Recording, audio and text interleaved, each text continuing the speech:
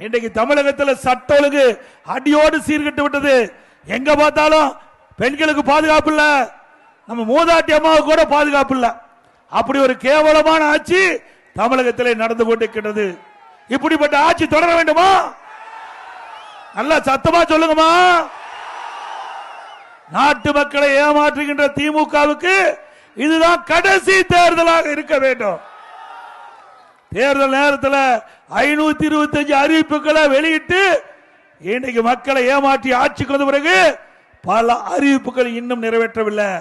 திராவிட முன்னேற்ற கழக தேர்தல் நேரத்தில் கொடுக்கப்பட்ட வாக்குறுதியில 4/1 பங்கு வாக்குறுதி தான் நிறைவேற்றிருக்காங்க. எஞ்சிய வாக்குறுதி இதுவரைக்கும் நிறைவேற்றல. பலமுறை திராவிட முன்னேற்ற கழகம் கொடுக்கப்பட்ட வாக்குறுதிக்கு வெள்ளை அறிக்கை விடுங்க, எவ்வளவு வாக்குறுதி நிறைவேற்றப்பட்டு நாட்டு மக்கள் தெரிந்து கொள்ள வேண்டும் என்று கோரிக்கை வச்சாங்க. இதுவரைக்கும் பதிலே இல்லை. இன்றைக்கு வந்திருக்கிறீங்க, இதெல்லாம் கிராமம் நிறைந்த பகுதியா சொன்னாங்க.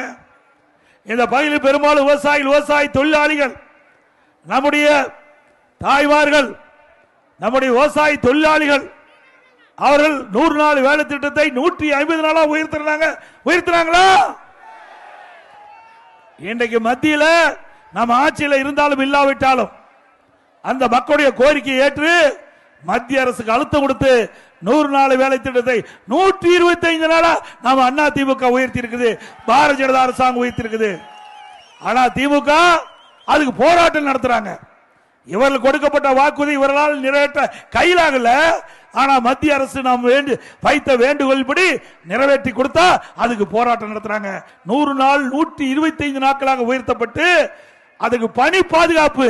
நீ யாரோ 100 நாள் வேலை திட்டத்தை ரத்து செய்யவே முடியாது. உங்களுக்கு பணி பாதுகாப்பு அதிகாரம் கொடுத்திருக்கிறாங்க. இன்றைக்கு அந்தந்த ஊராட்சியே என்ன பணியை எடுத்துக்கொள்ளலாம், எந்த இடத்துல எடுத்துக்கொள்ளலாம் அப்படின்னு அதிகாரத்தை கொடுத்துட்டாங்க.